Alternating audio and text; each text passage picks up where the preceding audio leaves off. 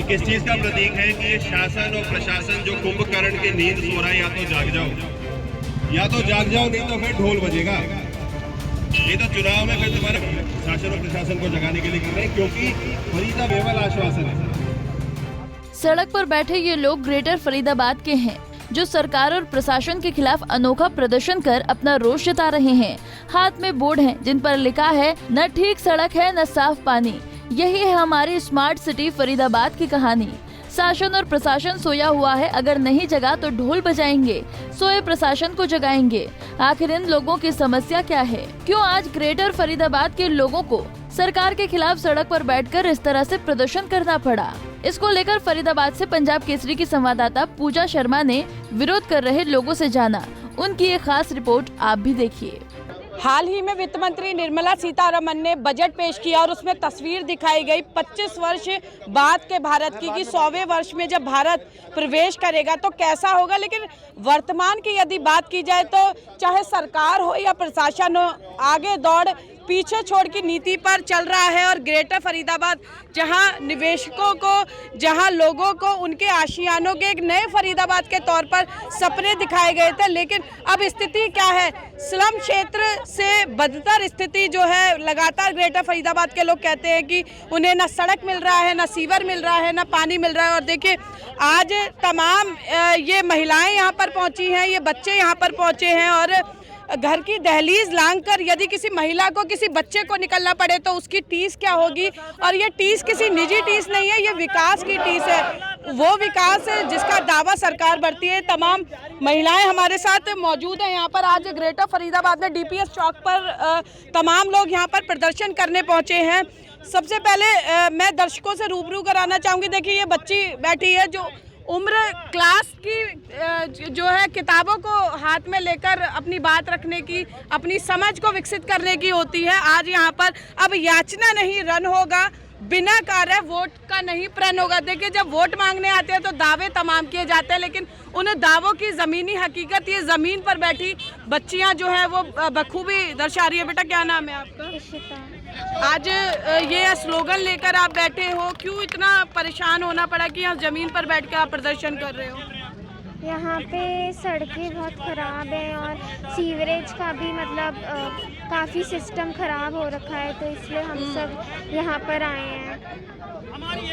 देखिए एक और बच्ची है, निकलो बाहर मकानों से, जंग लड़ो बेईमानों से, जो अपने आप में बहुत बड़े सवाल, जो भ्रष्टाचार मुक्त शासन की बात कही जाती है उस पर खड़ा करता है। क्या नाम है बेटा आपका?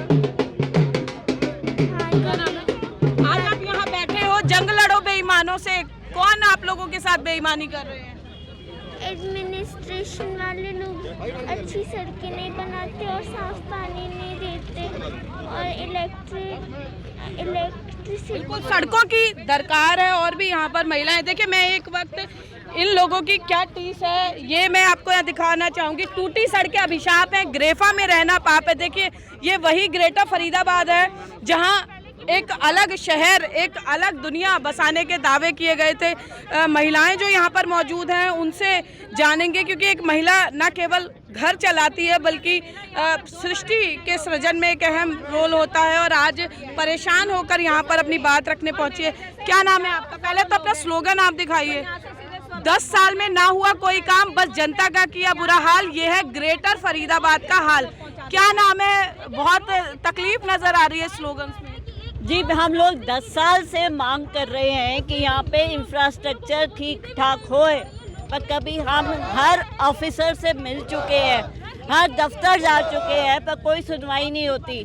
वो यहाँ पे काम करने का हमेशा नया कोई ना कोई बहाना लगाया जाता है। आप बिल्डर से परेशान है या एडमिनिस्ट्रेशन से परेशान है? जी सबसे बड़ी बात, जब बिल्डर को लाइसेंस कौन देता है? सरकार को जब पता है इस जगह पे लाइसेंस दिया गया है तो यहाँ पे सुविधा क्यों नहीं है? उसी टाइम सिविल लाइन कनेक्शन की सुविधा क्यों नहीं डाली गई? उसी टाइम रोड के बारे में क्यों नहीं सोचा गया? उस टाइम पे साफ पानी के बारे में क्यों नहीं सोचा गया कि यहाँ पे जनता आएगी तो उनका क्या होगा? अब जनता आ भी चुकी है तब भी नहीं सुन रही। और भी यहाँ लोग हैं। एक तरफ दावा किया जाता है भ्रष्टाचार मुक्त शासन का। भाजपा सरकार जब सत्ता सत्ता में आई तो कहा कि पारदर्शी नीति होगी, लेकिन ये नीति कितनी पारदर्शी है, कितना भ्रष्टाचार मुक्त शासन दिया है, ये आप बैनर देख सकते हैं। हमारी सुरक्षा पर प्रहार भारी पड़ा, ये भ्रष्टाचार यहाँ अब बन आई हमारी जान पे। प्रशासन को फुर्सत नहीं, फंड की बंदर बांट से। देखिए फरीदाबाद नगर निगम का लगभग 200 करोड़ का घोटाला सभी लोग जानते हैं, विजिलेंस जांच बैठी लेकिन अभी तक सार्वजनिक नहीं की गई है रिपोर्ट, जो कहीं ना कहीं इस कार्यशैली का कथित रूप से कहे तो प्रत्यक्ष उदाहरण है। सर, बहुत बड़ी बात आपने कही है, क्योंकि सरकार लगातार दावे करती है कि मुख्यमंत्री ईमानदार है, प्रशासनिक स्तर पर लोग ईमानदारी के दावे भरते हैं। कहाँ महसूस हुआ कि भ्रष्टाचार अभी भी जड़ें पसारे हुए हैं? मैं किसी की ईमानदारी, देखिए ईमानदारी के ऊपर मैं किसी का प्रश्न चिन्ह नहीं कर रहा हूँ। हम बस ये कहना चाहते हैं कि अगर सब कुछ ईमानदार है तो काम क्यों नहीं हो रहा है, और काम अगर हो रहा है तो काम दिख क्यों नहीं रहा है। आप ग्रेटर फरीदाबाद बोलते हैं, आज ग्रेटर फरीदाबाद को आपने ग्रेटर समस्याओं वाला अपनी जगह बना दिया है। दसियों हजार यहाँ पे आदमी रहता है, हाई राइज सोसाइटियों में रह रहा है, रोडें खराब हैं, रोड लाइट का व्यवस्था खराब है, सोसाइटियों में डायरेक्ट कनेक्शन नहीं है इलेक्ट्रिसिटी का, बिल्डर अपनी मनमानी कर रहे हैं। इसके ऊपर एक्शन आप कब लोगे? कैसे हम आपके पास में जा रहे हैं, मिल रहे हैं, प्रशासन से मिल रहे हैं, माननीय विधायक जी से मिल रहे हैं, सांसद जी से मिल रहे हैं। 1 साल से हम लोग इस चीज को कर रहे हैं, इस मुहिम को हमने 1 साल से चालू कर रखा है, और आज तक इसके ऊपर कुछ एक्शन क्यों नहीं हो रहा है, और ये कब होगा? और अगर नहीं होगा तो फिर हमें वोट देने से क्या फायदा है? हम वोट किस लिए देते हैं? ईमानदारी की गवर्नमेंट है तो वो ईमानदारी की गवर्नमेंट हमारी समस्या अगर दूर नहीं कर सकती तो ऐसी ईमानदारी की गवर्नमेंट का हम क्या करें? क्या नाम है सर आपका? मेरा नाम जयंत मोहंती, मैं इधर 8 साल से ज़्यादा हो गया और मैं यहाँ का ये बताइए ये ग्रेटर फरीदाबाद विधानसभा और तिगांव विधानसभा क्षेत्र दोनों में आता है। जब विकास की बात होती है तो लंबा चौड़ा पुलिंदा लेकर विधायक है या पार्षद है वो पहुंच जाते हैं कि हमने इतना विकास करवाया है। तो ग्रेटर फरीदाबाद में जब जनप्रतिनिधि आते हैं तो क्यों नहीं आप उनको पकड़ते कि कहाँ है विकास? हम सबको बता चुके हैं। पिछले 1 साल से 2 लेटर लेके हमारा 26 RWS के लीडर्स मिल चुके हैं, सारे नेताओं को, सारे ब्यूरोक्रेट्स को मिल चुके हैं, सबको बताते हैं। FMDA बना, उन्होंने बोला FMDA करेगा, FMDA अभी बोल रही है सीवरेज हमारे अंडर नहीं, MCF करेगा।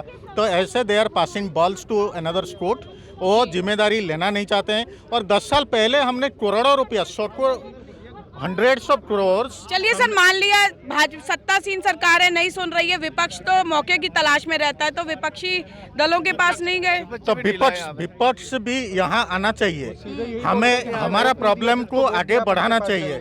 विपक्ष भी नहीं आ रही है और कोई भी हमारा मदद नहीं कर रहा है। वो सोच रहे हैं ये सब बाहर से लोग आए और यहाँ ये वोट बैंक नहीं है, जबकि मैं वोट दे रहा हूँ यहाँ 8 साल से। मेरा यहाँ वोटर लिस्ट है, हमारे सोसाइटी पार्क फ्लोर 2 से यहाँ 1000 से ऊपर लोग, बहुत बड़ी संख्या में वो मतदाता है। सर, आप एक चीज बताइए मुझे, यूपी में सरकार नारा दे रही है कि बाहुबलियों का अंत होगा यहाँ, लेकिन ग्रेटर फरीदाबाद की बात करें तो फरीदाबाद में बिल्डर्स जो है वो बाहुबली का रोल अपना रहे हैं। न जनप्रतिनिधि उनके आगे कुछ उनकी चल पा रही है, ना फिर सरकार के जो अधिकारी है उनकी चल पा रही है। तो ऐसे में आम आदमी के तौर पर क्या सोचते हैं, कितना सुरक्षित खुद को महसूस करते हैं? आपकी बात बिल्कुल सही है। मैं यूपी से ही यहाँ पे रहने आया था और हमें तो ऐसा लग रहा है कि हम यहाँ पे गुंडा टैक्स दे रहे हैं। सारी चीज़ें सारी पेमेंट्स करने के बाद भी हमें कोई सुविधा अभी तक नहीं मिली है।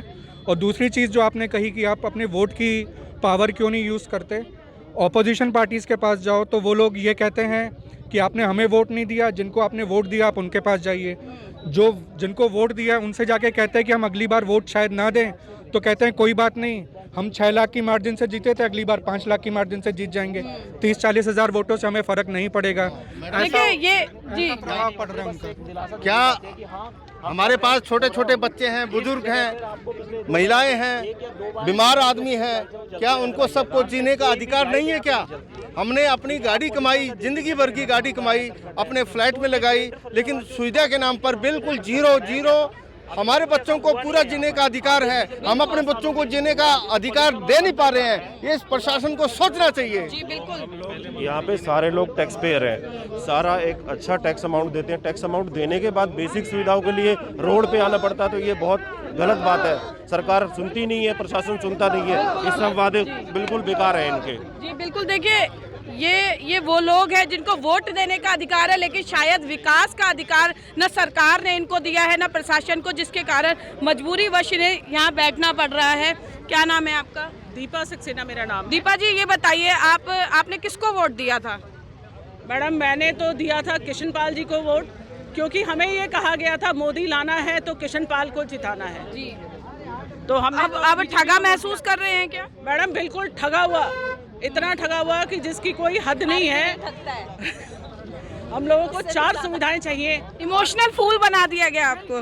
तो देखिए, ग्रेटर फरीदाबाद में घर यानी सड़कों के गड्ढों का डर, मेरी सड़क मेरा घर। तो ये देखिए, ये लगातार जो ग्रेटर फरीदाबाद के लोग हैं, ये कोई आज की बात नहीं है, ये कोई सरकारी कर्मचारी नहीं है जो अपनी मांगों को लेकर धरने पर बैठे हुए हैं। ये वो लोग हैं जो अपने घर का आशियाना, अपने सपनों का आशियाना सुविधाओं से लैस हो, इसका सपना संजोए ग्रेटर फरीदाबाद में अपना सब कुछ दांव पर लगा कर आए थे। और आज इन्हें इस कदर सड़कों पर एक आम धरनेबाज की तरह बैठने पर विवश होना पड़ रहा है। और बहता सीवर, गंदा पानी, टूटी सड़कें, यही बस ग्रेटर फरीदाबाद की कहानी जो है वो बयां कर रहे हैं। अब देखने वाली बात ये होगी कि आखिर इन लोगों को, इन संभ्रांत लोगों को इस तरह से सरकारी कर्मचारियों की तरह अपनी मांगों को लेकर कब तक धरने पर बैठा रहना पड़ेगा, या फिर जो ईमानदारी का दम भरती है भाजपा सरकार, वो इनकी सुध लेती है या नहीं। कैमरा पर्सन शिवम के साथ फरीदाबाद से पूजा शर्मा, पंजाब केसरी टीवी। हमसे जुड़े रहने के लिए हमारे YouTube चैनल को सब्सक्राइब करें और नई वीडियो की नोटिफिकेशन के लिए बेल आइकॉन को दबाएं। अगर आप ये वीडियो Facebook पर देख रहे हैं तो लाइक जरूर करें और ज्यादा से ज्यादा शेयर करें। धन्यवाद।